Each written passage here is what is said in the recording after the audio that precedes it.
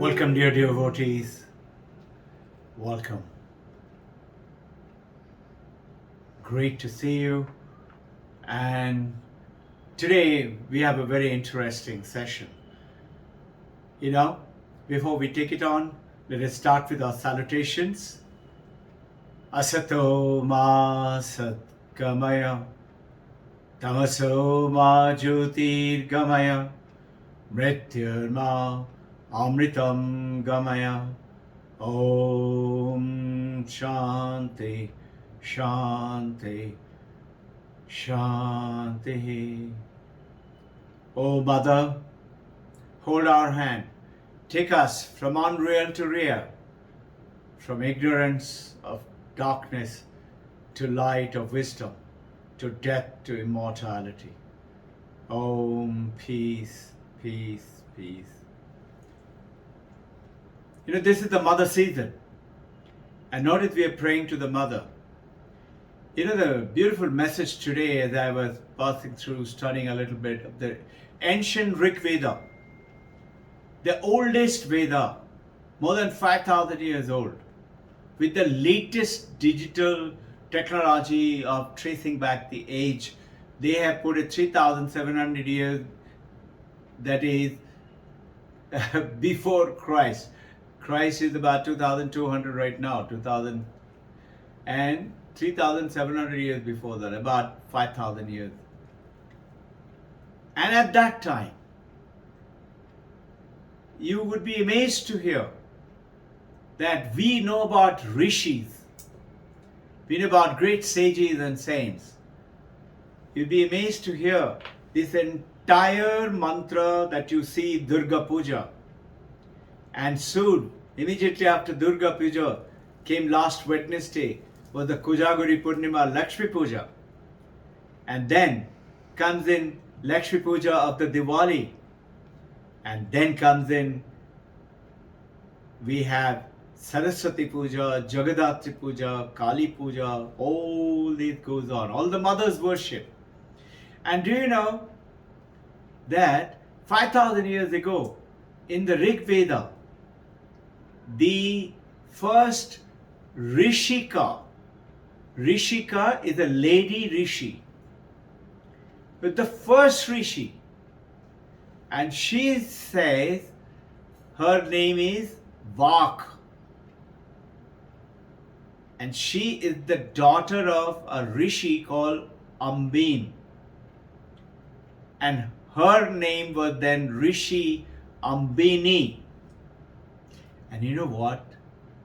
The famous Chandi part, Chandi Puja, the entire mantra, whether the Vedic ones or the very famous one during the Mahalaya time, which is paid during the Durga Utsav, 7 days before the Durga Puja starts and the Navratra starts, that which goes on in the television and the radio was written down by her. And not only that, she goes ahead and tells that every gods and goddesses, everything that you see, she was an enlightened master, realized master, like the Paramahansa that you understand, or Buddha that you understand. She says, it is I am the one. Says, it doesn't mean that body. She says, I am the one. And remember, this is what we're talking about, Aham Brahmasmi. There's a beautiful depiction in that of the entire stotram. I'll discuss with you more in detail on Sunday. The beauty is, the gods and goddesses and the asuras, there was a warfare going on. And the so-called gods with the small g, they won. And they were all celebrating. And then suddenly, they came to be aware there is a little, very insignificant Akshaya is present there. And they asked him, who are you? So he kept quiet, silent, not saying anything. So then all the gods, they were all celebrating, drinking, party, So they ask the god Agni, go down to him and find out who is he. So Agni Devata goes to him, and as he goes to Akshay, the little being asks, before he can ask him, who are you? This little boy asks Agni Devata, who are you? And what are your powers? He says, I am the Agni Devata.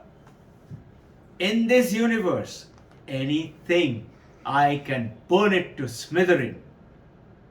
So this little Akshaya, and it is given in the written down by the Rishi Vak, puts a little straw, hay straw, on top of the hut you find in villages. He puts that little straw and said, can you burn it? Imagine. Just then, Devata Agni said, I can burn anything in this universe. And Agni Devata tried his best and huffed and puffed. He couldn't do anything. He went back to the gods and said, I'm sorry, I could not find out who he is. I couldn't burn that little straw. I accept defeat. So they asked Pavan Devata. Pavan Devata, father of Lord Hanuman as per the mythology. Pavan Devata comes. He was asked by all the gods, and Pavan Devata said, so be it so, I will go. He comes, and the little boy asks, and who are you? And what are your powers? He said, I am the Lord of the wind, I am the God of the wind. I can blow away anything on this universe. So the little Akshaya boy asks him, is it? Can you blow away this straw? And he put the straw there. And the Pavan Devata tries everything, including typhoon and tornado, and couldn't move that straw. And the story goes on. Varuna Devata, lot of water comes in. Nothing happens. Tidal waves and tsunami waves, everything. Couldn't move that straw. The Lord Indra comes. And as Lord Indra comes, Indra is the god of all the lords, who was sitting in the throne and enjoying with the other gods. They're winning over the Asuras. As he comes, this little Akshaya vanishes. And Lord Indra, he is asking, who are you? Where are you? And there is a great significance in this. Goes on to tell that Indra is actually mind. And when the mind comes in, this little Akshaya boy is actually vanishes. Why? He's not there. And Mother Uma, who is the daughter of Himalaya, can you imagine? The daughter of Himalaya, who eventually married Shiva, she comes in and she tells Indra, you did not recognize him? He said, no, mother, we don't know who he is. He said, he is the true Brahman, the true God. And because of who is that Brahman God? You are an Advaitavadi Vedantist now. It's the consciousness, Chaitanya. He said, without him, none of you hold any power. And she goes ahead and says, and you are the mind. The mind cannot comprehend consciousness. It is beyond all comprehension, beyond all definition, beyond all words. That is why the moment you came, he vanished. You cannot perceive him. The little Uma, the daughter of the mountain Himalaya, she is the true daughter. And the Rishika Vak, she said she is the mother. She is the Mother Uma, she is the Mother Durga, she is the Mother Kali, she is the mother of the whole universe. And just imagine, in every other religion, the God is a man. And here in India, thousands of years, 5,000 years ago says, God is the mother. So, in the Western world today, most of the Indian monks, especially of Vivekananda's order, like Swami Sarvapriyananda, Adisharananda, and Tyagananda, when they do sessions with the students of the American schools, and they go ahead and introduce Hinduism. They tell, what is Hinduism? So, when they're asked, does God exist? By the boys and girls. So they say, if you want to understand Hinduism, and this is for you to think about it, and it's very interesting. They say, when you want to understand Hinduism, answer to all your questions are yes and no. What does it mean? Does God exist? Yes and no. How? God exists. You see the God existing. And no, in the Advaitavad, God alone is one, and which is consciousness. Is God male or female? Is God male? Questioned by the boys and girls. Is God a man? And these great monks, realized masters, they say yes and no. Is it God, as per Hinduism, or man? God is also woman. Can it both? And in India, you see, we do Matri Shakti, worshipping of the mother. I'll talk more about all this, a very interesting topic. And we are also going to talk about, we have talked about Bhakti Yoga, we have talked about Raja Yoga, we have talked about Karma Yoga. What is Raja Yoga? What is Bhakti Yoga? What is Karma Yoga? And we talked about Gana Yoga, Jnana Yoga today, right? So Bhakti Yoga is what? People who do not have faith, do not have belief, they are the ones that are in trouble. So have faith, have bhakti. That's Bhakti Yoga, with path of Nama, Japa, and worshipping the idol and various rituals and ideology. Then is Raja Yoga. Raja Yoga says, no, your problem is your mind is very restless. You're always troubled. So, as Swami Vivekananda, the first book, Raja Yoga, that he wrote 1894 in Manhattan, New York, in the first Vedanta ashram in the world, and the first Hindu ashram in the foreign ashram in the world. Subsequently, many followed. Raja Yoga. He says, practice that Raja Yoga, which he took it from Patanjali Yoga Sutra. Practice meditation, stilling your mind. So, this is Raja Yoga. So, what is it? Restless of mind is the problem. Raja Yoga. Go beyond the mind. Attain Samadhi. But listen, I am doing Bhakti. I am doing Raja. But somehow I am just not getting it. So comes Karma Yoga. Work selflessly without asking for any result from anyone. And that means selfless work. Karma Yogi. When you do that, you purify your mind. Restlessness goes away. Faith comes in. And you realize how restless you were and how steady you are now. But now comes Jnana Yoga.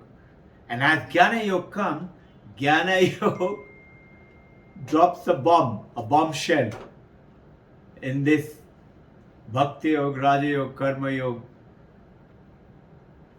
Jnana Yoga says these 4 yogas is to become free of bondage, attain freedom from suffering, and attain freedom, nirvana. Jnana Yoga says no. Advaita Vedanta says, no. You are already free. Just like you and I, either we are men or women. You're already men or women. Do you have to make special effort to be a man or a woman or a human being? We know we are not a monkey or a donkey. Just like that, Jnana Yoga says, no. You are already one with God. You don't have to practice any one of these yogas. Then, what do we have to do? He said, correct the error. That error is what? You are in bondage. Correct it? Metaphorically speaking, you are not a man. You are not a woman. You are. So, correct the error that you are not in bondage. You are not free. You are free. Brahma Satyam Jagat Mithya. Jiva Brahme Vanaparaha. This is what Shankaracharya. Brahma Satyam. That Brahma, that little Akshaya God who came Brahman and proved to Indra and all the gods that you have no power at all. They are the gods called with a small g. And Brahma Satyam is the one with a big G. He has all the power. The consciousness has all the power. And who actually tells the God? Mother Uma, the Matri Shakti. And Rishi Vak, Ambeni, actually brings out this truth of the realization that worship the mother. And I am that mother. To all the rishis, she goes ahead and tells. So Brahma Satyam, only truth. Jagat Mithya. Jiva Brahme Vanaparaha. Now this is Shankaracharya. The beautiful analogy to this and opposition. Paramahansa Ramakrishna and Vivekananda says, Brahma Satyam, Jagat Satyam. This Jagat, after all, your husband, wife, children, parent, family, life, house, everything is there, no? And we have a body. How can you say it is not true? So what do? Remove the ignorance. How do you remove ignorance? If I don't know physics, I study physics with a study for physics professor. To remove it by knowledge. So where does the error come to us from that we are in bondage? We are not free. We need to practice this. We need to practice that. Come from ignorance. And in this ignorance, I will talk to you all about some more of the stories. So understand it. The Bhakti Yoga says, lack of devotion is the problem. Hence have faith, practice faith. Vedanta says, not a question of faith. It is not even a question of meditation or not meditation. It is a question of knowing and not knowing. So what are you and I doing? Practicing Bhakti Yoga, practicing Raja Yoga, practicing Karma Yoga, practicing Jnana Yoga. So mix all of them and an amalgamation. It is a journey from ignorance to knowledge, not knowing to wisdom. Asato ma satkamaya. Take us from unreal to real. Truth. Tamaso ma jyotirgamaya. From darkness of ignorance, take us to the light of the wisdom. Automatically we rise above death. Mrityur ma amritam gamaya. Beautiful, no? So, you would say, no. But after all, we have to attend samadhi, no? Jnana Yoga says, no. After all, samadhi will reveal to you what? What you already are. So understand it right now. Go ahead and practice and attend samadhi also. But before that it said, no, you are the one. One. You will see that you always were Brahman after the samadhi. So the method of bhakti is emotion.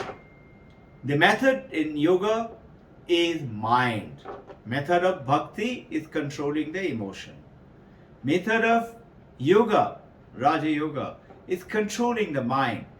Method of jnana is the faculty of understanding. So we call it Jnana Yoga, Advaita Yoga, is not understanding, it is intuition. What is this intuition? This is the intuition which tells you, I'm a man, I'm a girl, I'm a human being. The Jnana Yoga is the insight yoga. Insight yoga. It's just one insight that we need, that's all. And continue to practice all four Abhyasa Yoga. You have a great preparation. Ask some good questions. Reflect upon them. Shravanam, Maranam, Nididhyasanam. Purnamada, Purnamidam, Purnat Purnamudachyate, Purnasya Purnamadaya, Purnameva Shishate. From Purna comes Purna. The whole Purna comes Purna, comes Purna. And when you take away Purna from Purna, Purna alone remains. What a beautiful hymn, ancient Vedas. Jai Guru.